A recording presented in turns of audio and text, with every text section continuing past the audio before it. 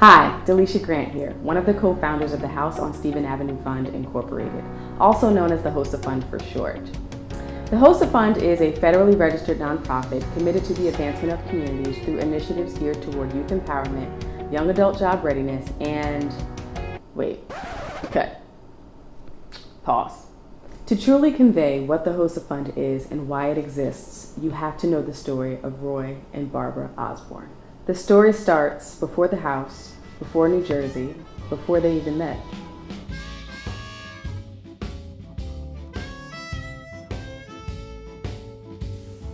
Pastor Roy Osborne Sr. was born to the late Amos Osborne and Mary Lee Osborne Williams, and this my mother across the table over here, along with his twin Ray on June 2nd, 1938 in Belle Glade, Palm Beach County, Florida. Roy began working at a young age to help his family in the fields and continued working with his hands throughout the rest of his life. Where do you fall in the lineup? My name is Damarcus. I am the third oldest grandchild and the best looking grandchild as well. So Pop was one of 20 children. That's a lot of kids. It kind of dawned on me that he had a different childhood one day when I was having a conversation with him. I was probably about 11 or 12, and I was telling him about, sports I was playing. I think I was wrestling at the time, and I asked him, what sports he played as a kid, and he said, sports? I worked. And I'm like, I worked? He's like, yeah, I had a job when I was a kid. Roy was a skilled auto mechanic, opening his own business as a young teen called Shady Tree Mechanic. Barbara Jean Osborne was born on June 11, 1941, in LaBelle, Hendry County, Florida. She was born to the late Oliver White and Inez Riley. Barbara was reared in the Middletown School District in New Jersey, where she grew up. As a teen and young adult, she spent time in both New Jersey and Florida and supported herself through a number of jobs, including working at a car wash and laundering and ironing clothes. So, which grandchild are you? I am Roy and Barbara's eldest grandchild. I don't know a lot about Nana's childhood, but I do remember her telling me she was born in LaBelle on a creek, and I know that she was given up by her mother and somehow ended up in New Jersey living with other people. Let's just leave it at that. But one of the things that I find fascinating about her story is the fact that she was on her own from the time she was about 13. Ended up in a girl's home wrongfully, quite frankly, was sent there by someone and managed to escape, for lack of a better word. And I remember her telling me how she went to a car wash to try to get a job, and they told her, oh, you have to be, I think it was 16 to work there, and at the time she was about 13. So she came up with this idea to go to the Social Security office and tell them that she lost documentation. And through that process of getting new documentation, she essentially just changed her age and then went back to the car wash with some paperwork that made it seem like she was 16. And what I know about her, what I know to be true for the entire time that I had with her, is that Nana would find a way or make one. In 1962, Roy met and married Barbara in Lake Placid, Florida, where Roy grew up. My grandmother was in Florida. I don't know if she was there living at the time or visiting, but somehow she ended up in Lake Placid at a juke joint with one of my great uncles. And Pop had happened to be there that night. And one of the things when he would tell the story, one of the things that Pop would mention is one of the songs that was popular at the time was The Things That I Used to Do by Guitar Slim. the things that I used to do. My grandmother loved to dance and really enjoy herself. So apparently she was out on the dance floor having a good time, and Pop leaned over to his brother and said, who's that? And he said, oh, that's Barbara Jean. And I guess a conversation happened, and it was established that my uncle and Nana were not a couple. And Pop basically said, if you don't get her, I will. And as we know it, the rest is history. He and Barbara later relocated to Middletown, New Jersey. What do you know about how they got to New Jersey? Pop told me that when one of his children was born, I believe it was Eloise, that they just had a horrible experience in the hospital. And, during the time period where they were living in, we're talking about early 60s, in a very rural place of Florida, and it wasn't the best of time for black folks. When my aunt was born, the doctor, was very disrespectful to my grandmother, and treated her very bad. And I think the last straw was the baby was actually left out overnight, and they did not clean the child off. So when my grandmother had the baby the next day, there was still blood on the child, and like fluids and all types of stuff. And I remember Pop told me, I don't know whether it was at the hospital or after they got home, she said, I'm taking my kids and I'm going to New Jersey with or without you. So, Pop said, I guess I'm coming with her. I'm going to New Jersey.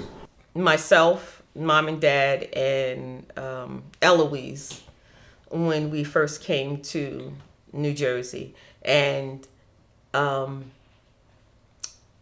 mother had, I don't know if this person was her uncle or not, but there was a person named Mr. Frank that told them that he would give them a place to live, but he wasn't going to do anything else for them. And he lived on an apple farm where he took care of, he worked in the orchard there with apples. And so he gave them a place to live.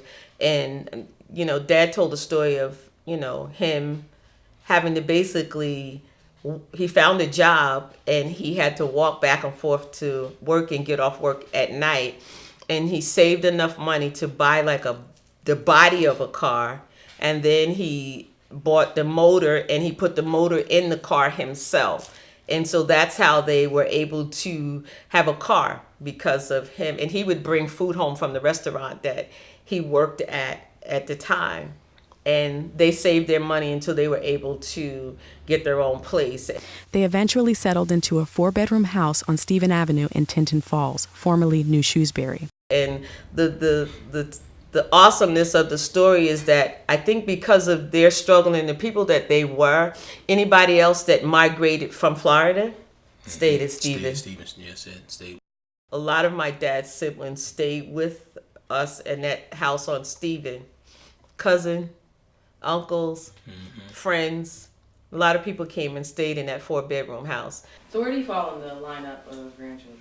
I am the 6th grandchild. We were close. Everyone was there growing up.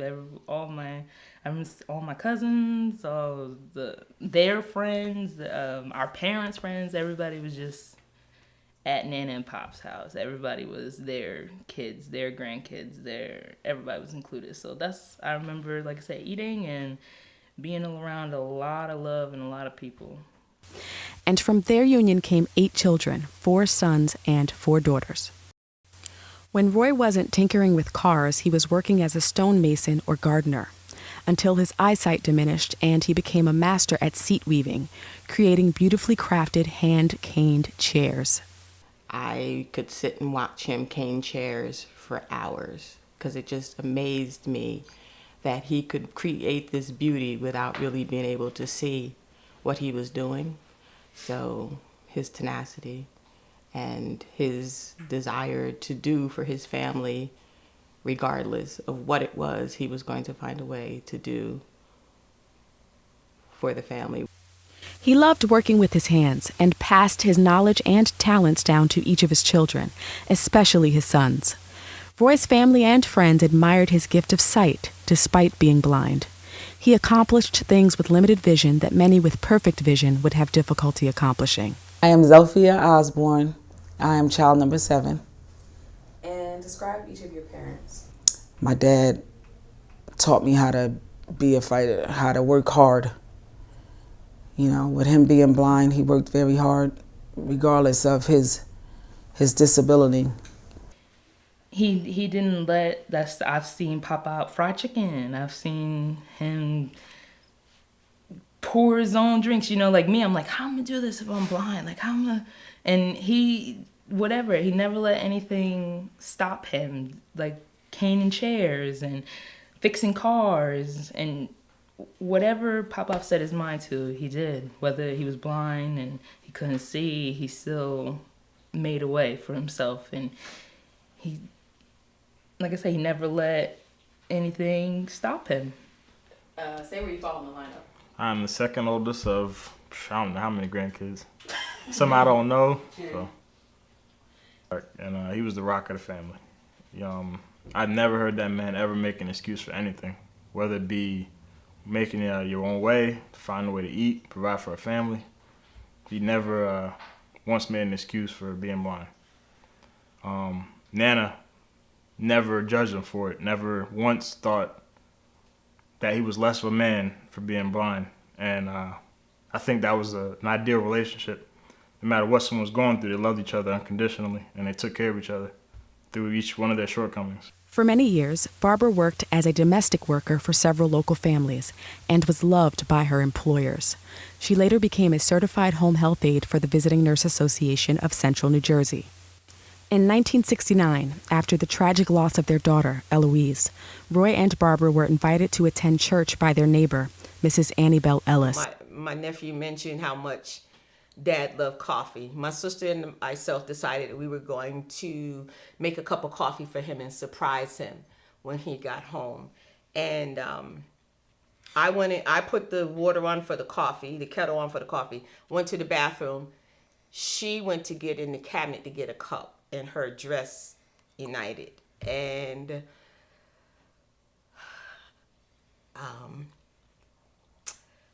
that was the turning point of them becoming believers, because my sister, of course, burned to death. I still have that memory in my head. It was at Cliffwood Community Church of Our Lord Jesus Christ, pastored by the late Bishop James H. Clark, that Roy and Barbara were baptized and received the Holy Spirit. They formed a formidable bond with Bishop Clark and his wife, Mother Mary Clark. Under their mentorship, both Roy and Barbara grew in their faith. I am number 5 of the grandchildren. Their faith, I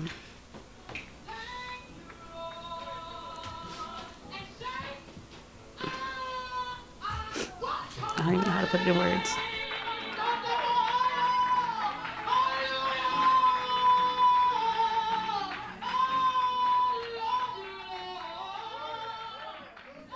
They believed that prayer could get them through anything, and it did. We never saw them feel like they were struggling or that they couldn't do something. And as a grandchild, it seemed like everything was always okay with them. And that's what I believed, and that's all I knew. Mom was a prayer warrior. Sometimes you'd wake up in the middle of the night, hear Mom downstairs praying. And I would lay in the bed and just listen to her pray, and she would call everybody's name out. I mean, it's one thing I've always had a problem remembering names, but Mom knew everybody's name. Even people didn't think she was thinking about, she would call their name out in those prayers in the middle of the night, and she would pray for an hour or more. Roy would later be ordained as a minister and elder in the Church of Our Lord Jesus Christ. Barbara served as a member of the Missionaries, Senior Choir, and Women's Council, and held many leadership positions for 15 years. As an evangelist, Barbara used her unique gifts of exhortation and song to uplift, encourage, and motivate people in churches and other organizations throughout New Jersey. If you wanted somebody to come in your church and literally tear it down, where, nobody was sitting down, everybody was, basking, in the song or whatever, you needed to call Mother Barbara Osborne.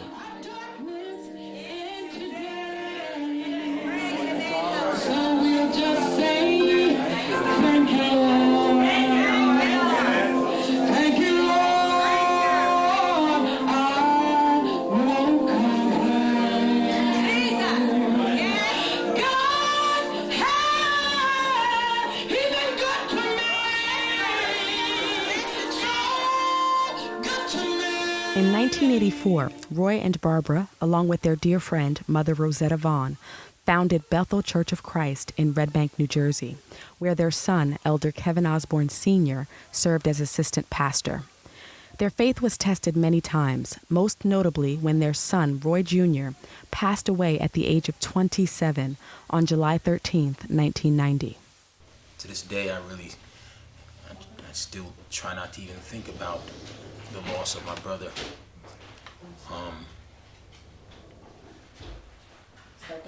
To this day, that's still a tough one for me. I can't talk about it. Well, it was a tough time with us losing him. When I think about my parents and all the tragedy and different things that happened in their life and the things they went through and the stuff they struggled with, from the death of 2 children, almost losing several of your kids. At one time. At one time. Pop losing his sight. Just struggle after struggle after struggle. But Mom still, this is why when I think about my mother and I talk to people about their parents, I always talk about that woman in the household, because it is something special to be able to keep your family closely knit together in spite of all that was going on. Think about how she hung in there with Pop despite everything that was going on, the way she worked her fingers to the bone when he couldn't work, when he had first lost his sight, and how she stayed there and things that she did and the struggle she went through. And I'm even reminded how different one used to treat Mom. And I used to wonder to why does she put up with so much? Why does she allow so many things to happen? You know, you start as a child, you want to blame this one and blame that one, or point the finger here. But Mom didn't do that. You know, you never heard her complain about her situation. You know, there are people who walk off and leave their whole family because of those kind of circumstances, but my mother, she didn't do that. You know, and that's why she was a true nurturer. You know, and it went outside of the home. They were very inviting to everybody. Nana was always loving everybody. Everybody was her child. Well, praise God, you see, but our family extends beyond that. You see, because I'm a collector, and I love collecting people. One way or another, you became a part of the family, even if you weren't necessarily part of the family. Praise God, these are my daughter-in-laws. Praise God, my first daughter-in-law here, Lynn Osborne. I told her when her mother died, honey, I'm your mama, hallelujah. I praise God because I want to stand in that space, hallelujah, and let her know she always got a mom that she can count on, hallelujah, as long as God keeps life in this body, Deacon Ellis. Praise God. Since I lost my parents relatively early in our marriage, they became more than just in-laws. They were role models for marriage, role models for my relationship with God. They were my pastor and first lady, a buffer when I needed somebody to talk to. They were always there. I'm number 9 of the grandchildren. And describe Nana and Papa in your own words. Dedicated and committed to each other. I've never seen a love as serious, as bending, as heartwarming as theirs was. From a young age, they really showed me true guardianship guidance, because my mother was always working as a single mother because my father left early. So from them point to I was 7 when my stepfather came in, I was always with them on the weekends. I was always doing something with them. Either it was shopping, it was cooking, it was cleaning, something. Roy and Barbara worked tirelessly as volunteers to raise funds and awareness about retinitis pigmentosa and the services available at Camp Happiness in Leonardo, New Jersey. Anyone in need of an encouraging word, a hot meal, or a place to rest could count on the compassion, hospitality, and giving spirit of Roy and Barbara Osborne. They served as pillars of the community, and though they were owed gratitude from many, expected nothing in return. Barbara passed away on April 9th, 2009 in Neptune, New Jersey. And Roy transitioned from this life on December 9th, 2015 in Toms River, New Jersey. He was just forgiven. It's some things, that has happened. And he never mentioned it. Never said, shame on you, Lisa. He just forgave me and continued to love me unconditionally. I miss my grandmother calling me or seeing her when she was living with us and coming in saying my joy, or calling me, and then while we were on the phone, I love you more, no, I love you more. And like, we would do that for about 10 minutes before we hung up the phone. And I just miss her altogether.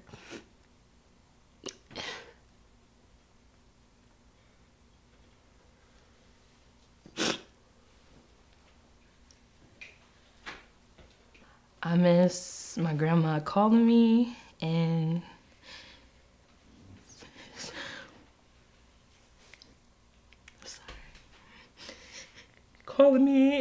singing to me how much she loves me and tell me that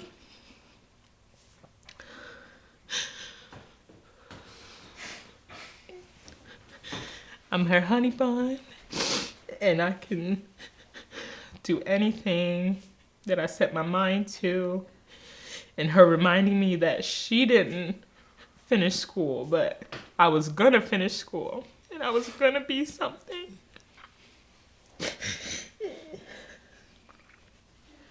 And then I was gonna make everybody proud.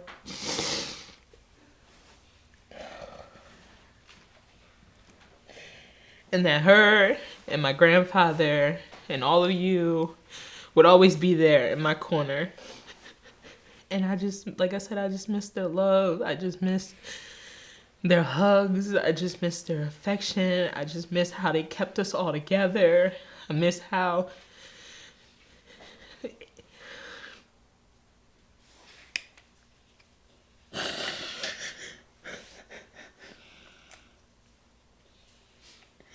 But I guess I'd say I just miss speaking to them, just sitting and being in their presence. There was something so reassuring about my grandmother's voice. Her talking to me and saying, Marcus, I love you. I love you. You're handsome, you're smart, you're intelligent, you're so talented. It was just something so comforting about that. And speaking of my grandfather, in those last few years especially, and him giving me those reassuring words, having a man tell you he loves you and he's proud of you. I said, grandson, you're up there doing it big, you're in New York City, graduated from college, you got your child, you're up there doing it big in New York, you're living in New York. Mind you, I lived in New Jersey, I lived in West New York, but I was working in New York. But I didn't correct him, I just was quiet and listened. But, hearing those words, some people that love me and care for me unconditionally, and to just give me, those words of encouragement, it was just the ultimate, picker-upper for me, and I miss having that, right? Having that reassurance and those words of encouragement and that love, knowing that no matter what happened during my day, what happened during the week, what happened at the job, it didn't matter. Once I got on the phone or once I stepped in the house, I was loved. It didn't matter what was going on in the outside world, that I mattered.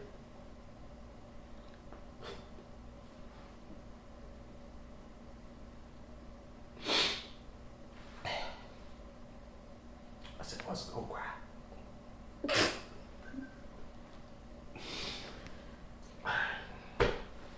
Nana died 5 weeks before my law school graduation.